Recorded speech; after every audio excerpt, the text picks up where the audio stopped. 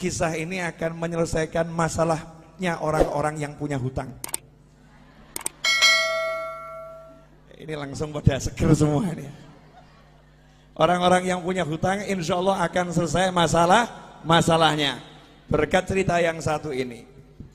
Tapi syaratnya satu, syaratnya jangan matikan nabimu, jangan wafatkan nabimu, jangan hilangkan nabimu Muhammad sallallahu alaihi wasallam.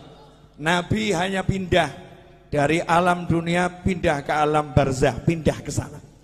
Bahkan tubuhnya Nabi tidak mati, tubuhnya tidak mati. Nama kematian buat Nabi hanya keluarnya roh dari jasad. Tapi jasadnya enggak meninggal, jasad Nabi tidak mati. Baru jasadnya syuhada saja masih hidup. Sayyidina Hamzah radhiyallahu taala anhu setelah 40 tahun kuburannya digali karena mau dibuat jalur perairan, dipindah. Ada salah satu alat gali yang kena tubuhnya, jenazahnya. Setelah 40 tahun masih mengucurkan darah segar. Setelah 40 tahun masih mengucurkan darah segar. Itu paman Nabi dan sahabat Nabi, sama Allah dimuliakan seperti itu. Apalagi Nabi Muhammad sallallahu alaihi wasallam. Di dalam Al-Qur'an jelas disebutkan orang-orang yang meninggal di jalan Allah, jangan kamu kira mereka meninggal. Justru Allah juga ngomong gak boleh mengira beliau-beliau meninggal. Bahkan yang ngasih nama hidup itu bukan saya. Yang ngasih nama hidup itu bukan ulama. Yang ngasih nama hidup itu bukan Nabi Muhammad SAW. Tapi Allah sendiri yang mengatakan bal ahya, mereka itu sungguh hidup di sisi Allah subhanahu wa ta'ala yurzakun. Dan bukan cuman hidup, ada yang hidup gak dapat rezeki, tapi ini hidup yurzakun, terus diberi rezeki oleh Allah subhanahu wa ta'ala. Itu baru kelasnya orang-orang yang syuhada. Lantas bagaimana dengan kelasnya imamnya para syuhada, imamnya para nabi, imamnya para rasul, yaitu baginda Muhammad sallallahu alaihi wasallam. Jadi rasakan dulu, jenengan semua, anda semua, kita semua punya nabi yang hidup di alam sana, yang bekerja di alam sana, yang bergerak di alam sana, gak pernah berhenti, terus memantau umatnya. Termasuk sore hari ini menerima sholawat dan salam jenengan semua. Diterima itu sholawat dan salam, karena ini kiriman ya, diterima oleh Nabi Muhammad SAW. Bahkan jelas alamatnya dari mana. Nah itulah bejonya saya, Majlis Ar-Raudhah. Padahal ini maulid Jamuri, betul ya?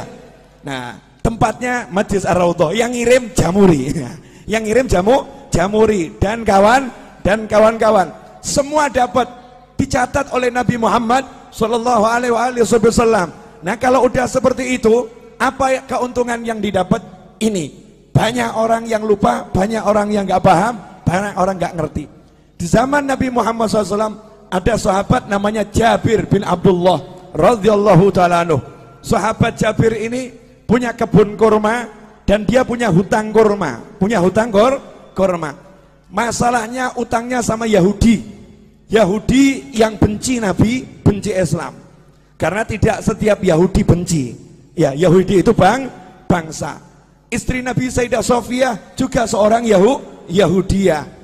Yang dibenci itu adalah ajarannya Yahudi yang memusuhi Islam. Lah ini udah ajarannya Yahudi, orangnya Yahudi pula. Bencinya sama Nabi luar biasa. Ketika melihat ada satu sahabat punya hutang, belum bisa bayar, maka Yahudinya senang. Ini saatnya untuk menghina sahabatnya Nabi. Ini saatnya untuk merendahkan sahabatnya Nabi Muhammad sallallahu alaihi wasallam. Maka datanglah Yahudi ke kebunnya Jabir bin Abdullah radhiyallahu anhu untuk nagih utang. Ibu-ibu pernah diparani, ditagih? Tahu rasanya? Diparani gak punya duit, enak rasanya ya? Diparani sama orang yang badannya mungkin gede-gede, mungkin badannya tidak enak dilihat, wajahnya serem, itu tidak seberapa. Tapi kalau yang nyamperin ibu-ibu mulutnya cerewet, itu luar biasa. Ada mau bayar kapan utangmu? Utang nanti dibayar. Wah itu lebih dari pria-pria yang badannya besar itu. Yang cerewetnya luar luar biasa, kalimatnya menusuk dan merobek-robek jiwa dan menyebabkan ibu sakit hati ketemu orang yang seperti itu. Hari itu Yahudi datang ke tempatnya Jabir. Nabi Muhammad SAW dimintai tolong sama Jabir, ya Rasulullah, tolong utang saya ini biar bisa ditunda, dibayar tahun depan. Yahudinya diajak bicara. Nabi ngajak sahabat, ini kerennya di sini, hebatnya di sini. Ada satu teman Nabi, sahabat Nabi punya utang. Uangnya buat bayar gak cukup, kebunnya buat bayar gak cukup. Nabi Muhammad SAW tidak duduk di rumahnya. Nabi Rasulullah SAW ngajak sahabat-sahabatnya, yuk kita ke rumahnya Jabir, ayo kita ke kebunnya Jabir. Kasihan itu, Jabir digeruduk Yahudi, Jabir disamperin Yahudi. Ini Yahudinya lagi nagih Jabir, mau menghinakan Jabir. Berangkat Nabi Muhammad SAW bersama sahabat. Kemudian Rasul sendiri yang ngajak ngomong bicara si Yahudi. Artinya Nabi SAW tokoh masyarakat, Rasul punya jabatan, punya kedudukan, mau membela orang yang ditagih hutang, mau membela orang yang terlilit hutang. Saat itu Nabi belum punya duit, karena Nabi kalau punya duit tekno didum langsung, dibagi-bagi langsung habis. Apa sabda Nabi buat orang yang terlilit hutang? Kadang ini mubalih nggak paham, kemudian menyebutkan hadis yang seakan-akan orang meninggal punya hutang itu sengsara. Salah. Dulu Nabi Muhammad SAW bersabda, siapa yang meninggal punya hutang, saya tidak akan sholatkan jenazahnya. Maksudnya bukan karena benci, Nabi tidak mau nyolatkan jenazahnya dulu, minta sahabat yang punya duit, beres no ini, bayari hutangnya, sehingga masuk kubur udah selesai, gak ada hutang piutang. Kalau kita alhamdulillah sudah niru, kalau ada hutang piutang jadi tanggungan saya, tanggungan kami atau keluarga. Jadi Nabi nggak mau SAW ada umatnya yang meninggal dalam keadaan masih punya hutang. Makanya Nabi ngomong sama sahabat, tidak sama mulai sholat dulu sebelum hutangnya dilunaskan. Tapi begitu Nabi punya hutang, apa sabda Nabi Muhammad SAW? Siapa yang meninggal punya hutang, Nabi punya uang ya, siapa yang meninggal punya hutang, saya yang bayar hutangnya, saya yang lunaskan uangnya. Kalau dia nggak punya hutang, biar uangnya milik ahli warisnya. Kalau punya hutang, aku yang bereskan. Mana konglomerat sekarang yang berani ngomong begitu? Mana saudara yang berani ngomong begitu? Mana umat Islam yang berani ngomong begitu untuk orang yang tinggal di satu kampungnya? Yang di kampung ini yang punya hutang, kalau meninggal aku yang melunaskan. Mana yang seperti itu? Nabi Muhammad SAW bangkit membela sahabatnya, diajak ke rumah Jabir. Sampai di situ Nabi ngomong langsung sama yang namanya Yahudi. Yahudi, gini aja, kalau boleh pembayarannya ditunda, diundur, kasih perpanjangan waktu. Yahudinya ngomong, ya Abul Qasim, wahai Abul Qasim, julukan Nabi Muhammad SAW, wahai Abul Qasim, tidak bisa, hari ini juga harus dibayar. Bu, kalau jenengan ditagih utang 5 miliar, hari ini harus dibayar. Ngeluh atau enggak ngeluh? Ngeluh ya. Punya uang cuman 100.000, tagihannya 5 miliar. Pusing atau enggak pusing? Pusing. Lah ini Nabi Muhammad SAW datang, kasusnya begitu. Kebun kurma ini buahnya cuman sedikit, hutangnya bertonton. Jadi enggak mungkin bisa dibayar. Maka Nabi mengatakan kepada Yahudinya, tunggu sebentar. Kemudian Jabir bawa kurma sedikit. Disuguhkan Nabi Muhammad SAW. Itu adabnya sahabat. Kedatangan Nabi sepunyanya apa ya disuguhkan. Ini ya Rasulullah, kurma muda disuguhkan. Setelah itu Nabi Muhammad SAW ngelilingi kebun kurmanya Jabir. Kebun kurmanya dikelilingi, dilihat muter, ya memang gak cukup. Jumlahnya buah kurma itu gak mungkin cukup untuk bayar. Maka Nabi SAW kemudian tanya sama Jabir, di mana biasanya kamu duduk-duduk di kebun kurma ini? Tempat yang biasa kamu gunakan untuk nongkrong. Kalau bahasa kita, gazebonya di mana? Ya, gazebonya di mana? Rasulullah tanya, di mana itu? Di sini ya Rasulullah. Saya biasa berteduh di sini. Ya udah, saya tak tidur sebentar. Bayangkan ini, ditagih utang sama Yahudi, ditinggal tidur sama Nabi. Tiruan. Maksudnya apa? Utang nggak usah dipikirin. Yang nagih di depan ini ya, nggak dipikirin, tinggal tidur Nabi Muhammad SAW. Ini nanti bisa dicek di Syarah Fathul Bari, Syarah Bukhari ya. Juga di kitab-kitab Syarah Bukhari yang lain. Tidur Nabi SAW, kemudian bangun, datangi lagi Yahudinya, karena masih maksa harus dibayar hari itu juga. Rasul berkata, gimana, bisa enggak ditunda dulu pembayarannya, kasih perpanjangan? Tidak bisa, harus hari ini. Ya sudah, Nabi SAW keliling lagi, tawaf, ngelilingi kebun kurma, ditawafi. Setelah selesai ditawafi, Nabi bilang sama Jabir, Jabir, sudah sekarang kamu panen tuh kurmanya, bayarkan. Panen, bayarkan. Saya tidur dulu. Nabi tidur lagi. Asik ya? Tidur. Bangun tidur, Nabi nanya sama Jabir, gimana? Udah beres? Beres ya Rasulullah. Itu hutangnya kurma lunas semua. Bahkan ini kurma saya nggak berkurang. Panennya lebih banyak dari panen bertahun-tahun ini. Ini nggak masuk akal ya Rasulullah. Disitulah Nabi bersabda, Asyhadu anni Rasulullah. Aku bersaksi, aku adalah Rasulullah. Kalau bahasa kita, saya Nabi, saya Rasul. Rasulullah bangga dengan kerasulannya. Aku bersaksi, aku adalah Rasulullah. Sallu ala Nabi. Allahumma sholli wa sallim alaihi. Pelajarannya apa? Pelajarannya banyak, tapi saya mau garis bawahi satu. Lah kamu kalau ada masalah, nabimu mau buang. Kamu punya masalah, nabimu kamu singkirkan. Kamu punya masalah seperti nggak punya nabi. Sahabat ada masalah, punya nabi. Sahabat ada masalah, tahu punya Rasul. Makanya yang ngomong sama nabinya, ngomong sama Rasulnya. Nah kalau sudah jadi sahabatnya Nabi, jadi temennya Nabi SAW, kalau punya masalah, Nabi selesaikan. Nah kenapa kita sekarang ada masalah, gak selesai-selesai, gak pernah menjadikan Nabi sebagai teman, gak pernah menjadikan Nabi sebagai sahabat.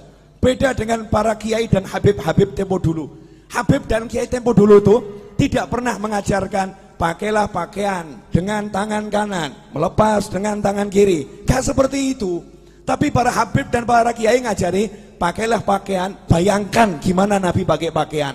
Nabi kalau pakai pakaian tuh kamu bayangkan dulu. Nabi kalau pakai pakaian, tangan kanan dulu. Kalau melepas, tangan kirinya. Rasulullah SAW kalau pakai sandal, kaki kanan. Kalau melepas, kaki kiri. Bukan masalah kanan kirinya, tapi suruh bayangkan nabinya, suruh bayangkan Rasulnya Muhammad Sallallahu alaihi wasallam. Nah kalau kita udah seperti itu, jalan kita bayangkan gimana Rasulullah pakai sandal, kemudian jalan kita bayangkan bagaimana Rasulullah berjalan, duduk kita bayangkan bagaimana Rasulullah dulu SAW. Maka kalau kita punya hajat, ada masalah, tinggal ngomong, Kanjeng Nabi pengen beli rumah nggak punya duit, ngomong. Oh. Kamu kira ini semua jadi begini karena saya punya duit? Enggak. Tapi gara-gara saya rajin ngomong, ya Rasulullah, cucumu yang agak nyebelin di Solo ini, banyak dosanya, banyak salahnya, punya utang banyak, punya hajat banyak, please mintakan sama Allah, lunaskan, mintakan sama Allah, selesaikan, mintakan sama Allah. Nah kalau Jabir sahabat, Jabir itu sahabat, Nabi datang ngurusi, masa saya cucunya nggak diurusi? Nggak mungkin. Masa saya cucunya nggak diurusin? Nggak mungkin. Lantas bagaimana dengan Anda? Beb, saya bukan cucu Nabi. Tenang, Anda semua bisa jadi saudara Nabi Muhammad SAW. Rasul dalam hadis mengatakan, sungguh saya kangen sama saudara saya. Maka sahabat ngomong, ya Rasulullah, kan kami ada di sini, kami saudaramu, kok dicari? Kenapa? Saya nggak cari kalian, kalian sahabat saya, bukan saudara saya. Lantas siapa saudaramu ya Rasulullah SAW? Orang-orang yang lahir nanti belum pernah lihat saya, tapi percaya sama saya, iman sama saya, bahkan rela kehilangan harta dan keluarganya demi sekali melihat saya. Itulah saudara-saudara saya. Saya kangen pengen melihat beliau-beliau itu. Bayangkan, Nabi belum pernah ketemu kita, wujud kita belum ada, sudah dikangeni, dikangeni. Lah kalau kita sekarang bisa kangen sama Nabi dengan baca sholawat barzanji, maulid tiba, kemudian burdah, simtudurar dan semisalnya, kita sholawatan sama kangen, berarti kita jadi kelompok saudara Nabi Muhammad SAW. Dan saudara sama saudara itu pasti saling membela, pasti saling mendukung. Kalau udah begitu, kamu punya masalah, insya Allah nggak punya masalah. Saya punya masalah, insya Allah nggak punya masalah. Kenapa? Yang turun tangan langsung Nabi Muhammad Sallallahu alaihi wasallam, yang menyelesaikan langsung Rasulullah SAW. Nah, biar Rasul mau turun tangan, biar Rasul mau menyelesaikan, saya kasih tip satu, gak usah banyak-banyak. Mau Bu? Wani piro? Ya karena ini urusannya urusan masalah. Banyak orang zaman sekarang kan penuh masalah bingung solusi, gampang. Ilmunya orang tua. Pegang tasbih, baca nariyah 4.444 kali. Pegang tasbih, baca munjiah 1.000 kali. Solawat, pegang solawat. Solawatin masalahmu. Ada orang ngomong, Beb, ini kan urusan dunia. Masa solawat dipakai urusan dunia? Loh, kamu tuh masa urusan dunia mau pakai apa kalau nggak pakai takwa? Urusan dunia itu diraih dengan takwa. Kamu punya hajat pengen kabul harus doa. Doa nggak pakai solawat nggak diterima sama Allah. Sehebat apapun orangnya doa, nggak pakai solawat nggak diterima sama Allah Subhanahu wa ta'ala. Sehebat apapun orangnya sholat, nggak pakai solawat nggak diterima sholatnya oleh Allah Subhanahu wa ta'ala. Sehebat apapun orang khutbah Jumat, gak pakai solawat, gak diterima oleh Allah Subhanahu wa ta'ala. Kalau hidupmu gak ada solawat, gak diterima oleh Allah Subhanahu wa ta'ala. Dan kalau kamu hanya ingat Allah, gak mau ingat Nabi Muhammad SAW, Islammu ditolak oleh Allah Subhanahu wa ta'ala. Sebelum minta apapun, suruh mengedepankan Allah Rasulullah, Allah Rasulullah. Dalam sholawat sudah ada semuanya. Allahumma sholli, Allahumma sholli. Sholawat itu nyebut Allah, nyebut Nabi Muhammad SAW. Nah, setelah kita banyak sholawat, awali doa dengan sholawat, betul? Setelah kita banyak sholawat, baru ngomong, ya Allah, ini loh hajat saya, ini loh masalah saya, selesai. Makanya orang dulu ngajari begitu. Cuman ibu-ibu pokil. Tahu pokil, Bu? Curang. Iya, merekayasa solawat, kemudian mencurangi solawat. Nariyah 4.444 kali dibaca berjamaah, satu orang ambil 5 jagung, 10 jagung. Saya nggak bicara fadilah, kalau fadilah luar biasa, fadilahnya luar biasa. Kemudian protes sama kiainya, sama habibnya, sama gurunya. Saya udah baca nariyah berjamaah, tapi hajat kok nggak kabul-kabul. Habibnya jawab kabul, cuman kabulnya juga berjamaah, jadi dicicil saudara-saudara. Kabulnya dicicil, diangsur. Kalau pengen kabulnya cespleng, ya kamu sisakan waktu khusus. Minta izin sama suamimu. Ya, suami, kamu butuh mobil, butuh rumah, butuh hutang lunas. Iya, dah kamu urus anak-anak, aku izin ngurung diri di kamar 5 jam, jangan diganggu. Ngapain? Mau nariyah. Pegang tasbih, baca nariyah 4.444 kali. Setelah itu keluar ngomong sama suami, jangan kamu pikir lunas hutangmu. Niru Nabi, Nabi tidur. Nabi tidur. Udah, silahkan pergi kerja, gak usah dipikir. Main-main sama anak, gak usah dipikir, lunas. Suaminya nanya, lunas piye?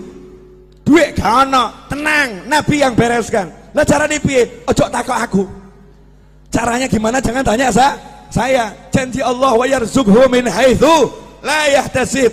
Allah akan kasih rezeki dari arah yang gak pernah diduga. Itu kalau kita pegangan sholawat. Dan tidak mungkin sia-sia orang yang berpegang sholawat. Nah sayangnya kita sukanya susah.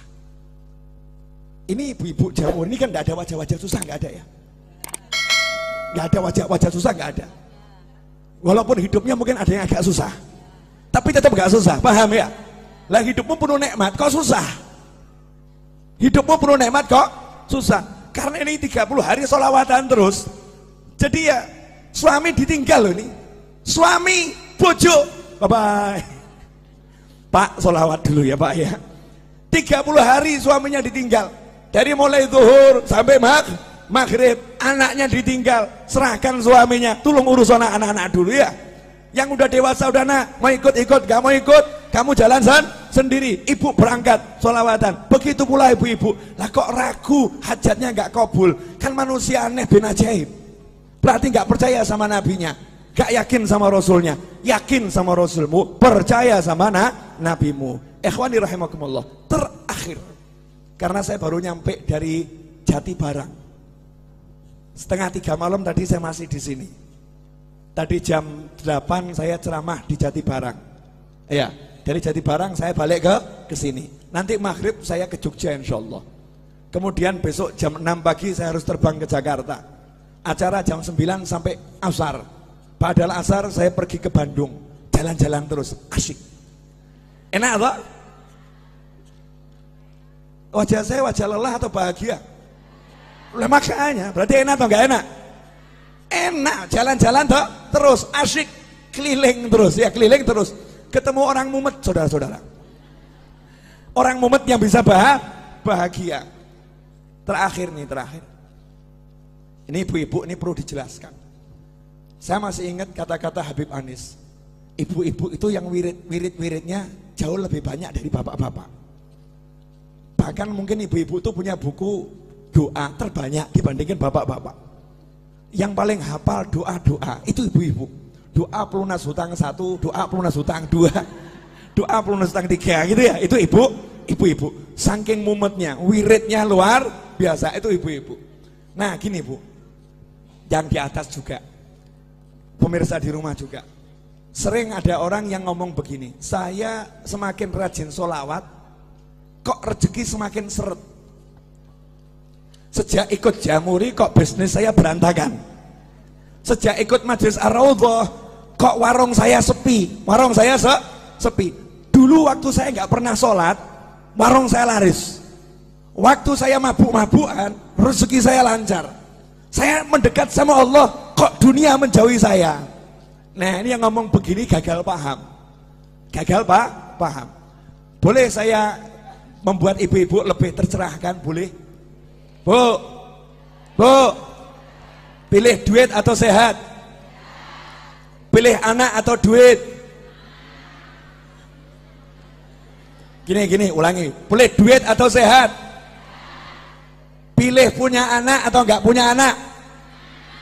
Pilih punya duit tapi enggak punya anak, atau enggak punya duit tapi punya anak?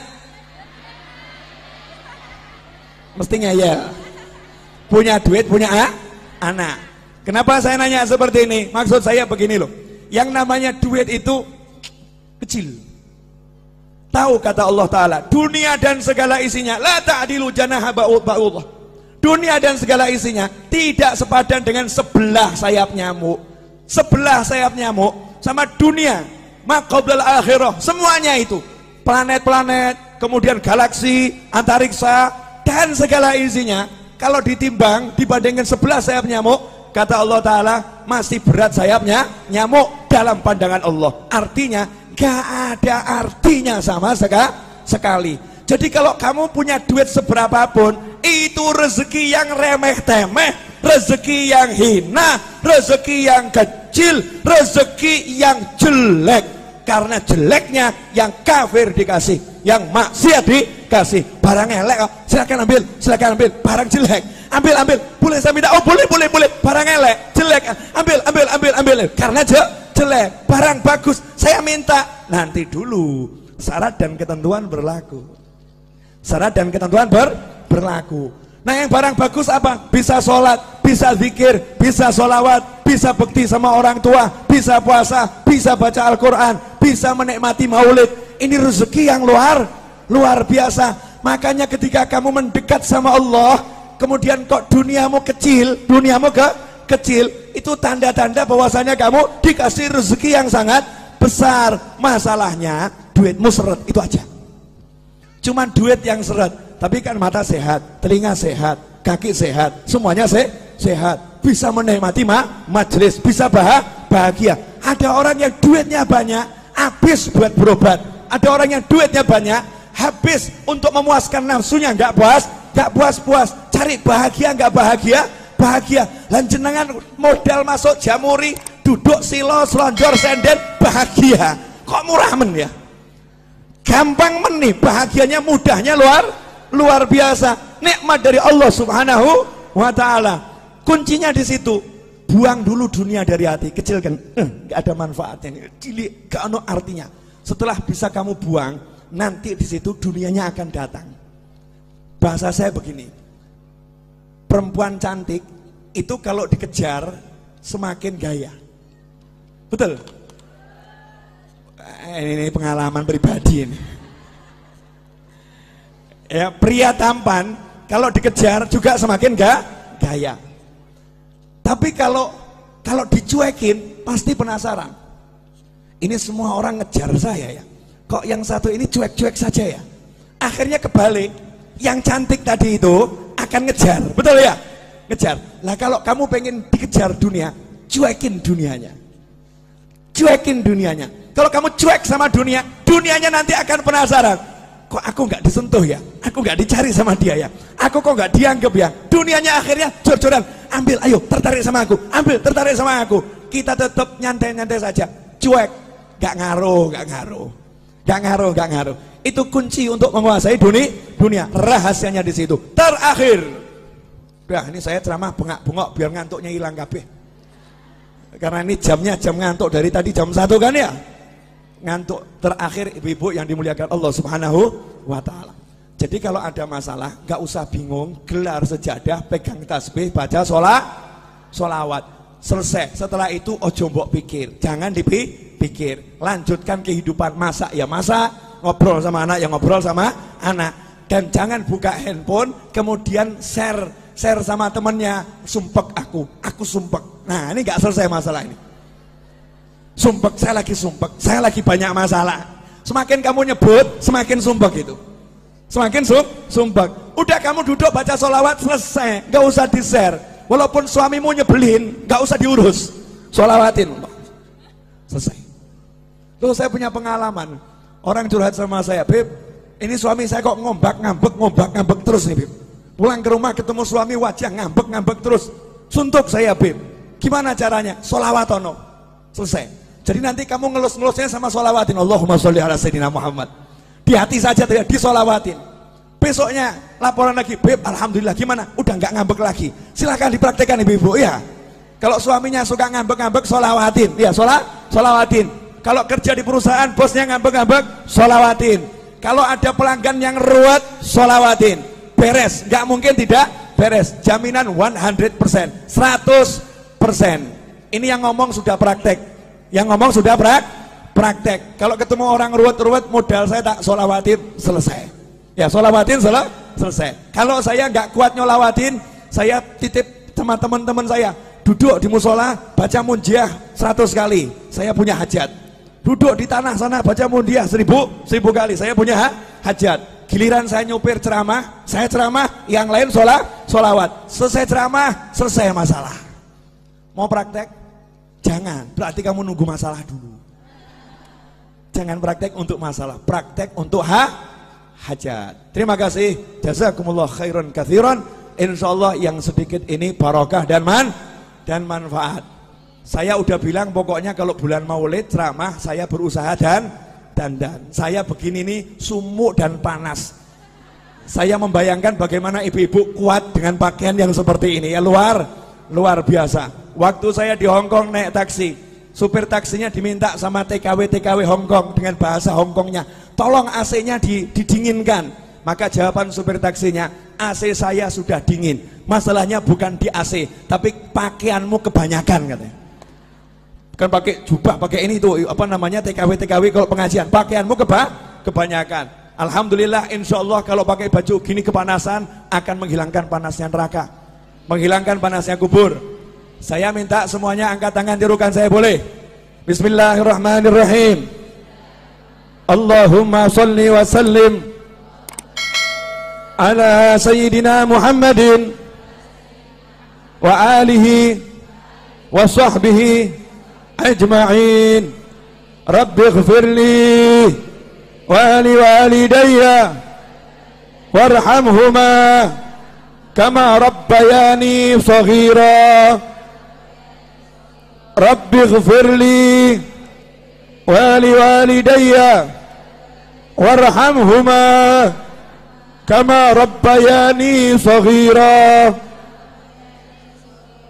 Rabbi ighfirli wa li walidayya warhamhuma kama rabbayani shaghira. Wa sallallahu ala sayyidina Muhammadin wa alihi wa sahbihi wa sallam walhamdulillahi rabbil alamin.